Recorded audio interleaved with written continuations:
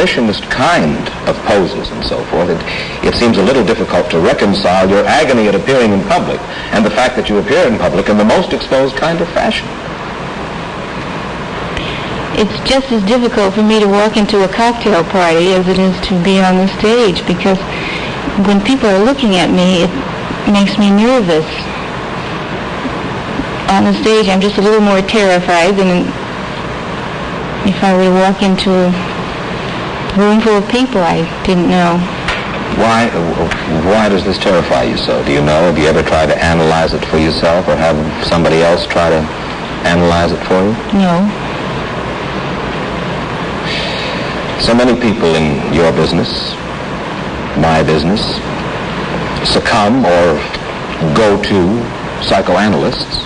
Have you ever thought about that? Have you ever thought about spending some time trying to find out who you are, why you feel the way that you do? Yes, I've thought about it, but I don't think I'll go to one. Why not? Well, I think I'll get out of this business very soon, and then my problem will be finished. You've been in it for how many years? 15 or 16 now. Mm-hmm. And you say you're going to get out of it pretty soon? Yes. My husband is going to business and have a restaurant, and I'll stay home and forget about it. You're a married woman, as you and I have both pointed out. How does your husband feel about his wife disrobing and dancing provocatively in public?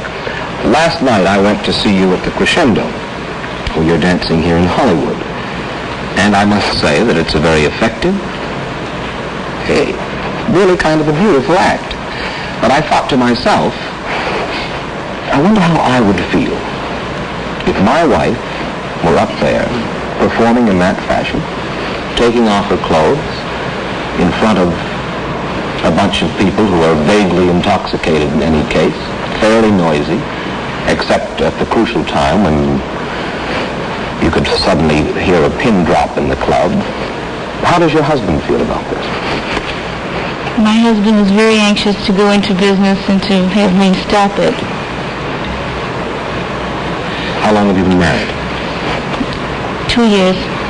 And was this never discussed ahead of time? In other words, when you and your husband were courting, did he never say to you, Lily, look, please let's not do this?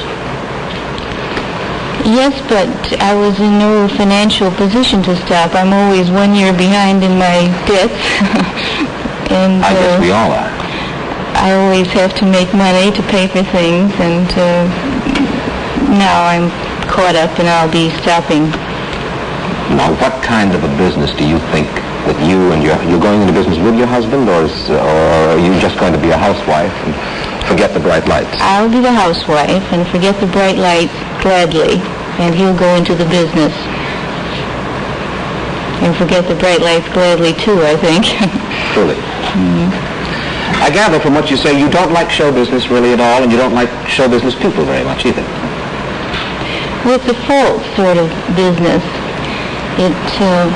When you are acting in any form, you must be false because you're acting. You're not being yourself. You're not contributing anything really to anything. You're entertaining. Isn't that just enough all by itself? You're helping people to forget their troubles momentarily. You're taking them out of themselves.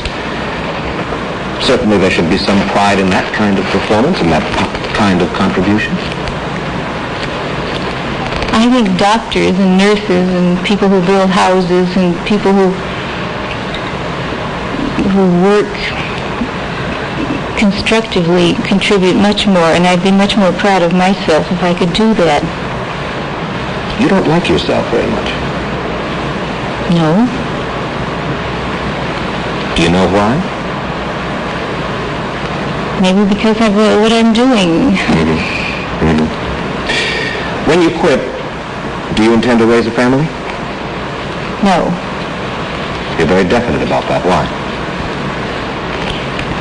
I feel the world is overpopulated as it is. I have no obligation to contribute any more babies.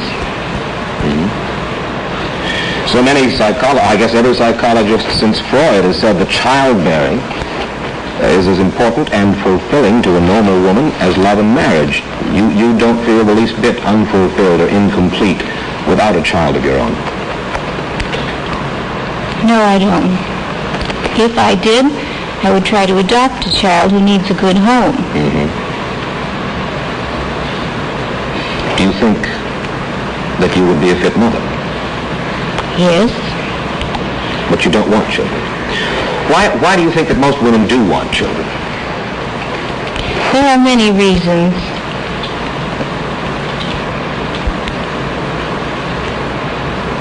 Quite often, women who have no other interest certainly need children.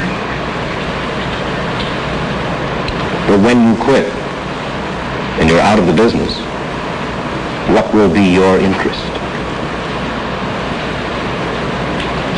I don't know. Do you consider marriage itself important? I understand that you said, I don't believe in marriage as an institution. I see no need to formally legalize such relationships. No, if you love someone and you want to live with them, the moment you decide that you are married without any law to say so. Under those circumstances, why did you marry again 2 years ago? I live in this culture. It's illegal to live with anyone without being married. What do you think of our alimony laws, which generally force a man divorcing his wife, or when she divorces him, let's say there are no children, to support her with as much money as his own income can bear? I think it's very unfair. It's a result of marriage, of course. If there were no marriage, there would be no alimony and no divorce. Apropos of this, Lily, in a moment, I'd like to ask you about something that you once said that you may or may not remember. You said this to me. I believe in flying saucers.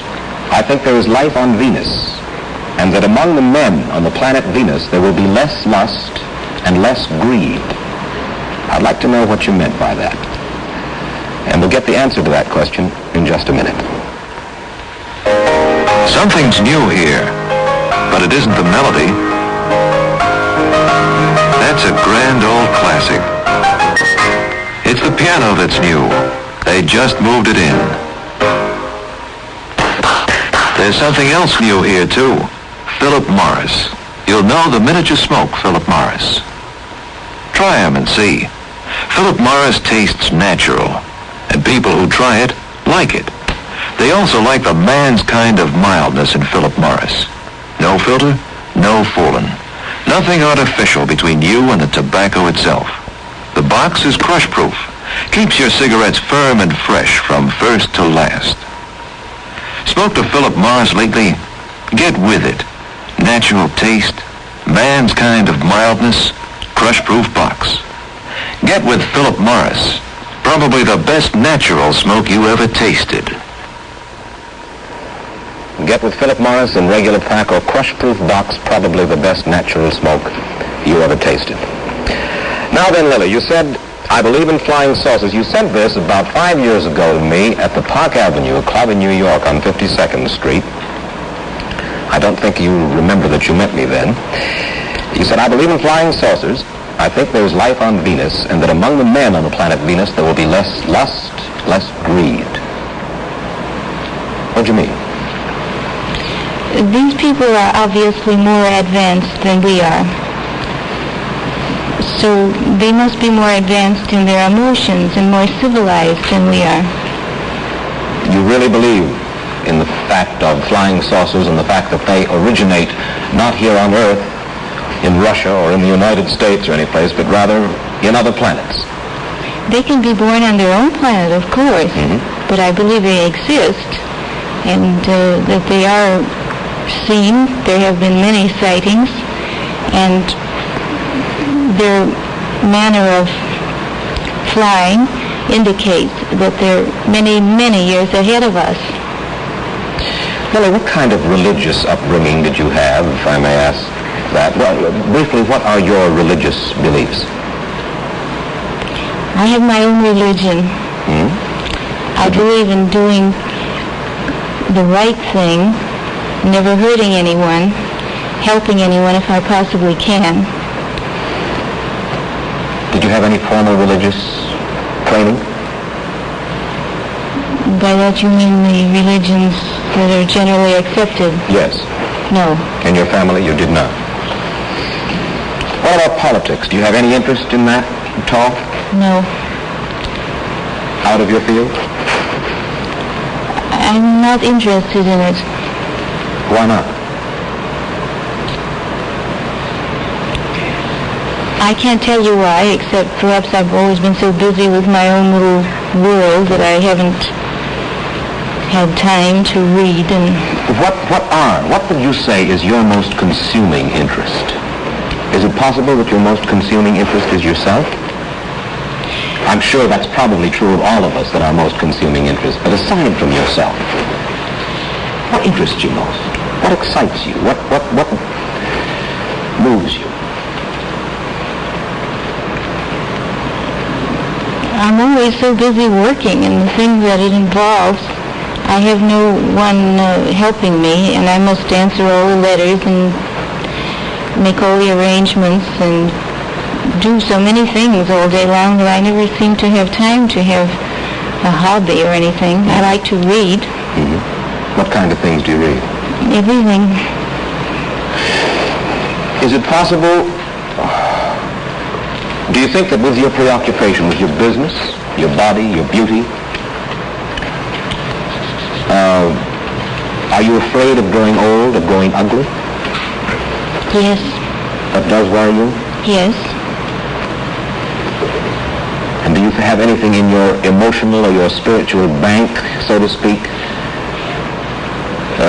to keep you when you have lost your beauty? When I say lost your beauty, I mean lost the flush of young beauty. I don't know. Lily, you don't respect marriage, particularly, as such, legal marriage. You have no particular interest in children, politics, formal religion as we know it. What kind of a world do you think this would be if everyone were like you?